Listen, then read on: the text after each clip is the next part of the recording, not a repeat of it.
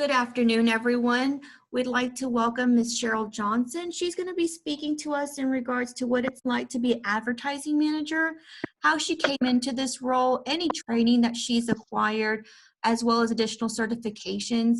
She'll also share with us her highs and her lows of her day, as well as how has COVID-19 impacted her work style.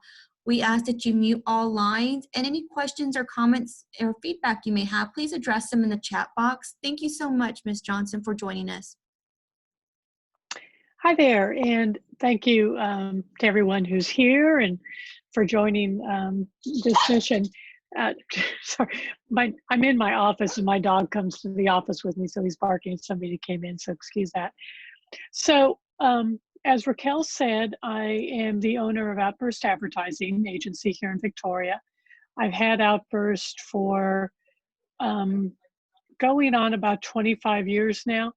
I started it as a part-time business. At the time, I was working in radio sales at KVIC Radio, and I started doing graphic design on the side. Let me back up and say, I came into this job that I'm in a very, very unconventional way. So I don't know that I would recommend that people get into this business the way that I did. I love this industry. I love what I do, and so I definitely recommend this industry. But the way I got here was a very unconventional way. So, as I said, I was doing advertising sales for KVIC Radio and started piddling around doing graphic design on the side, and did that for several years. And then I had my first child, and I went back to work, and I was just miserable. And my husband suggested that I start an advertising agency, and I thought he was just nuts. I had no experience running a business. I certainly knew marketing. I'd been doing it for 7 years in my job capacity at the radio station, but I had been doing graphic design also, but had no idea how to run a business. But through his encouragement, I quit my day job and started Outburst, and have not looked back. I've been doing it full time for 22 years. And I started doing it once I went full time with it. I ran it out of my house for several years. And as the business grew, I added employees. I opened up offices, and now we have five full-time employees. I have two designers, four full-time employees, two full-time designers, an office manager, and myself. And I do much less graphic design than I did starting out, because now I'm running a business and doing all the components that come with that. We are a small business, and there are certainly some advantages to being in a small versus being a large agency, but there's a lot of difference in the types of businesses within this category. For example, in our case, as I mentioned, we're a small business. And so we all do a little bit of everything. In larger markets where you have larger advertising agencies, you have much more specialized jobs. For example, you have people that just write copy, or people that just do graphic design, or people that just do sales. But because we're a smaller business, all of us do a little bit of everything. And as the business owner, I find that I do a little bit of everything. My main job right now is sales predominantly, and then the components of actually running the business. I do the accounting and that sort of thing, and then I fill in where it's needed. As I mentioned, I do have two people that do graphic design full-time, so they do probably about 90% of the design. But every now and again, I'll jump in and I'll do it. I do have a college degree. It's in religious studies, of all things. Like I said, I took a very unconventional route going here, but it's worked out. I absolutely love what I do, and it's a passion, which I think is what has helped me to be successful in this business, is that I do love it. I love it so much I would do it for free, which is a gift. It's a gift to be able to do something that you love so very much. So let me explain a little bit about what it is that we do. As I mentioned, we are a full service advertising agency.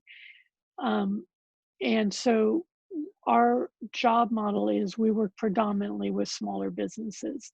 We do some work for larger corporations. We have done some work for example, Marie Osmondal in California, from a national perspective, but the majority of our business is locally and it's smaller businesses. We have done some work with DTAR. We do a little bit for Citizens. Workforce Solutions actually is a customer of ours and has been for many, many years. But predominantly our business model is we reach out and work with smaller businesses.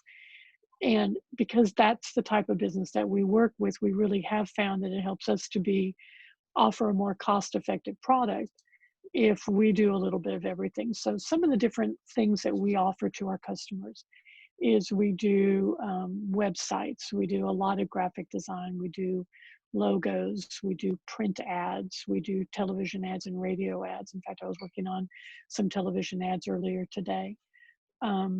We do brochures, we do magazines. Here's a couple we do. I'm sure you've seen this in the grocery store at HEB. We do the real estate review. We also publish Victoria in Motion. This is a magazine that we own and publish ourselves. So this is my product 100%. We do magazines for other customers. We're just finishing up now the Victoria Builders Association Parade of Homes magazine. We do promotional items, and by that, it's really anything with your name on it. For example, this pen. We sell products with customers' names, shirts,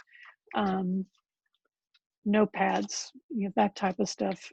Those are promotional items or advertising specialties. We also do a lot of in-house printing. I'll take you on a tour of the shop in a few minutes, but we print business cards in-house. We design them and print them. We design and print brochures. What I tell our clients is we do really anything with your name on it, with the exception of outdoor signage. We have designed signage, but we don't produce or install it. It's just, it's that segment of advertising is just really very, very specialized. And so we have stayed away from that. That's about the only thing that we don't do. I chose this field. I kind of fell into this field. I don't want to say that I chose it per se. As mentioned, I've got my degree in religious studies from Cal State University in Fullerton, California. And I had no intention of doing anything with that degree when I was studying, but I knew that I loved the topic. And so I wanted to get my degree in something I enjoyed. And so I got that and immediately went into a job doing sales. I worked for a company in California doing outside sales. And then I met my husband in California. We got married and moved to Victoria. He's from Victoria, so we moved back to his hometown. And I got a job at KVIC Radio and did that for 7 years. And I discovered I really, really had a passion for marketing, and not only a passion, but just and it made sense to me. I understand marketing. It's just something that comes very natural and doesn't take a lot of effort for me to understand. And so I found that I really enjoyed marketing and just kind of fell into it from there. And I can't draw. I'm artistic, but I'm not a hand artist. But I do have an artistic eye. And so when when desktop publishing started to become a thing, I branched into that and discovered that it was something I was actually good at. And so it was a component I could add into the marketing I was doing at the radio station. And the business just grew from there. And what I've discovered is it's something that comes naturally, but again, it's something that I just really, really love.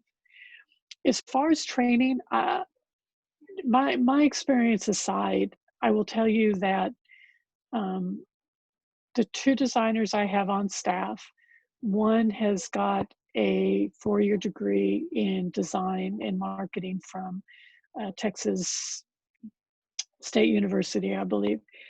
And the other designer has some college. I believe she has an associate's degree. But what they both have is that artistic eye. And so it's in my case, I'm looking for somebody with the knowledge, not the school knowledge. That's certainly a plus, but that has that artistic eye and can see something that works and something that doesn't work. So our business model aside, typically speaking, if you're interested in a career in advertising, I would strongly recommend college, either an associate's degree or a bachelor's degree. I think most companies find that in this day and age to be almost mandatory. But the programs that you use in this industry are something that anyone can buy. You can use the Adobe products, which are easy to get hold. So much of it you can teach yourself, as in the case of what I did. Um, there are absolutely entry level opportunities in these fields, and you can work your way up. Um, a lot of businesses look for interns, so you can go into an internship, and if they see potential, it is absolutely something that you can parlay into a full-time job. I know that DE WebWorks here in Victoria often hires interns, and they have often kept them and added them on to full-time staff members. So it is an opportunity for you to move forward with it. In um, Again, there are a lot of segments within this industry. There's people that just do copywriting, and people that just do graphic design, and people that just do um, media planning, which is they're developing a media campaign for a customer, and they research the different media options out there, television, radio, that sort of thing, and put together a plan with budgeting and that sort. So there's different specific components within it. Being a small company, we do a little bit of everything, but um, there are different specific areas. For example, if you just like doing design, it's definitely something you can go into and just specialize in that. Um, and from a salary perspective, it is, these are good skills to have. It's a really fast changing industry. With technology changing the way it is, in the 20 years that I've been doing it, I've seen things really progress and change. And so I think that in this day and age, schooling is very important to understand technology and the way it's going. And it is absolutely very much of a moving target. When I first started doing this, traditional media was really the only place that people put their advertising dollars. And by traditional media, I mean radio, television, newspaper, and those sorts. Now we have the internet, we have websites, but we also have social media, Facebook, Instagram. These are all becoming components of how a company markets their business. But the core goal of what we do is still the same. Our goal is to help our customers reach their potential customers with their message. The only thing that's changed is how we're doing it. And so some things are the same and some things are different. But it's a fun business that you will absolutely not get bored in. So pay range, because there are so many different things that you can do within it. Copywriters are probably, sadly, the poorest paid within the industry.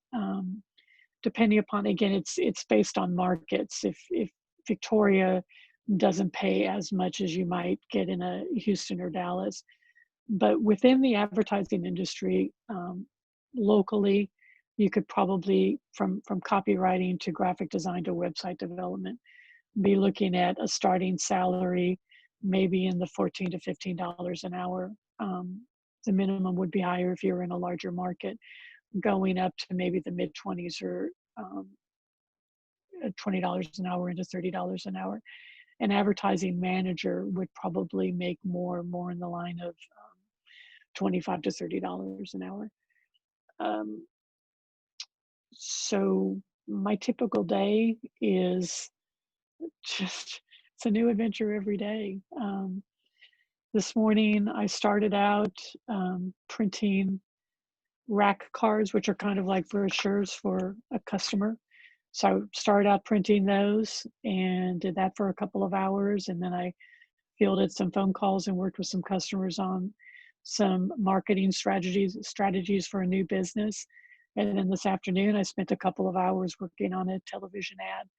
And then right before the meeting, I was working on a graphic design project for the Convention and Visitors Bureau. So that the thing I absolutely love most about this job is the variety. Every day it's a different thing. Every day it's a new customer. Every day it's a different project. So you do not get bored. And it's challenging. There's so many different components of what we do. Um, it just, and there's so much to learn because just things are changing. As far as an educational perspective, I had mentioned earlier that certainly a degree in design would be exceedingly helpful. But also what I find so interesting is that just the basic subjects are something that I use every day that you wouldn't think. For example, I use a tremendous amount of math in this job. I am working on campaign development. Um, I have a customer. We just did a new contract for a client on a marketing campaign, and they came to me and they said, "I have $30,000 to spend, and this is the time frame we're looking at. And this is what we want to accomplish." So I had to take that money and figure out how I was going to spend it, how I was going to divide it up, how this much money used here. And so there's a lot of budgeting and basic math skills involved. Quoting a project, again, basic math skills. So a lot of math. Reading, writing is very, very important because we're communicating. This is a communication-based industry. And in order to learn to communicate effectively, you have to understand how to write effectively and write coherently and write intelligently and understand your audience. I don't know that I would necessarily say psychology is important, but understanding your audience is a very, very key component of this business. Um, in some respects, I think my religious studies degree has absolutely nothing to do whatsoever with my career. But on the other side, it's a degree that has helped me to understand people, which is absolutely what I do every day. Is I have to understand who my audience is in order to communicate with my clients, potential customers, in a way that they'll understand and they'll respond to. Um, so let me take you on a quick tour of my office so you can see what we do. The majority of, again, the stuff that we do, we produce in-house. Let me see if I can spin around here. Whoops. I'm trying not to roll this without covering the camera.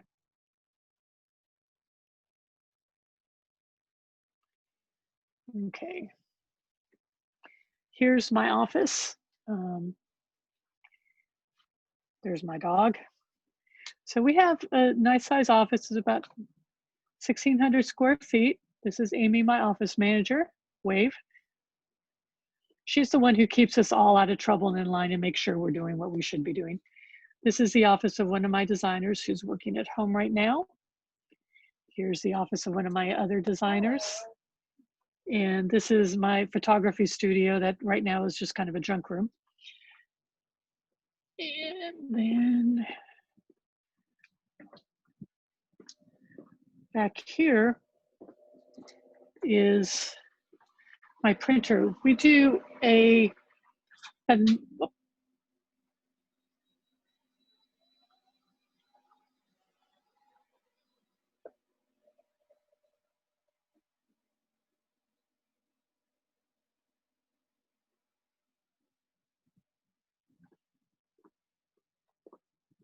think I have lost my group.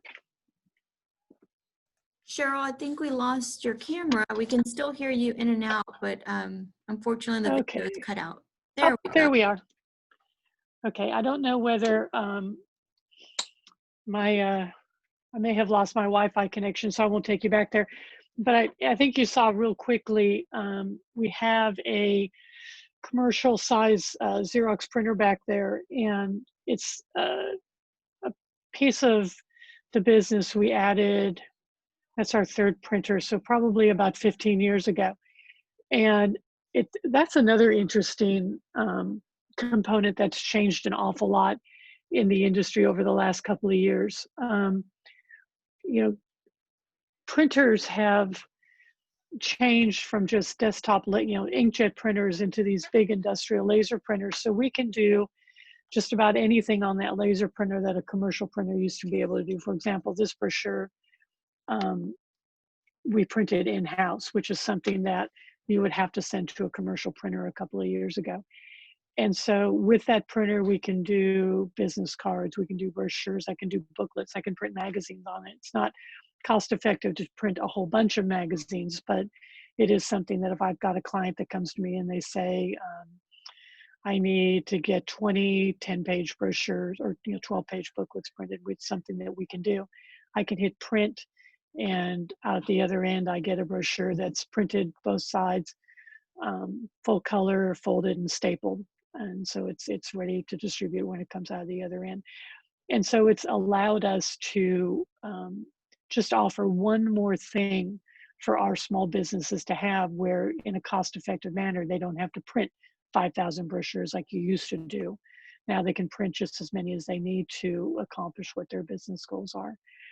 Um, Last couple of things, COVID has absolutely affected our business. We have not shut down. We're technically, because we're in the communications industry, considered an essential business. And so we've fortunately been able to stay open. But our businesses, our customers have been very dramatically affected. And so as you can see when I took you on a quick tour of the office, we're all pretty spread out. And so we all have continued to come into work and do our jobs. And we're thankful that we've all had work to do, but it's definitely slacked off quite a bit.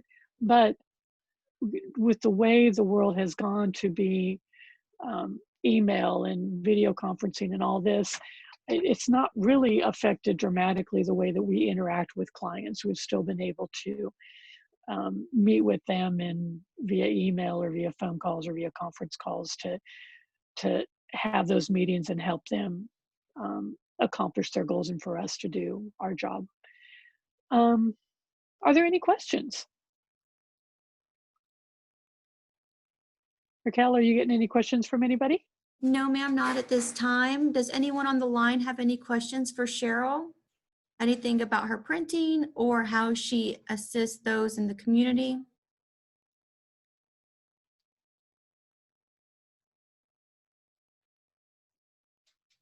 No, ma'am. Okay. Well, just a couple of closing thoughts. I've said a couple of times through the presentation how much I just truly love what I do. I I will tell you that this is probably one of the most rewarding careers you can think of, just on so many different levels. I mean, it's thrilling when I drive down the road and I see a billboard that our company has produced, or um, I see my logo on a building sign, or you see something that you've created out there in the world, which is very, very fulfilling. It's fulfilling. So, that element of creation is wonderful. It's probably more important, even more thrilling, when you work with a client and help them grow. Hall lighting is one of my favorite examples. They've been a client of mine for probably about 20 years. And in the 20 years that we've been partnering with them, their business has grown. It's doubled over and over and over again. And I'm not saying we're responsible for that, because they had all the right components in place to be a successful business. But we have played a part in their growth, and that is terribly rewarding. I mean, I remember walking in there the first time, and they've always been a wonderful organization, but they were a smaller store, and now they're in this huge store, and they're selling throughout the state, and their ads are in Texas Monthly. I mean, they're just incredibly successful, and it's rewarding as a professional to have played a part in that growth. And again, the variety. If you're somebody that doesn't like to get bored, there's just so many different components within this business that can keep you occupied. It's projects change and customers change and what you're doing changes. It is not boring. It's a job that has a tremendous amount of variety. So it's a great career. I'm thankful every single day that I can do this, because it's been a gift for me to have something that's so rewarding and challenging and interesting, to be able to do every day. And it's nice to wake up every day and be excited about going to work, because I know that I enjoy what I do so much. Thank you so much, Cheryl, for sharing those kind words. We appreciate you for taking your time out of your schedule to join us. And thank you all for calling in and logging into Cheryl's session to share her information about what it is for advertising. If you do come across Any questions or concerns that you have for her, please feel free to email me and I will forward those and get you in contact. Once again, thank you all for connecting. We appreciate your time. Thank you, Cheryl, once again. You all stay safe.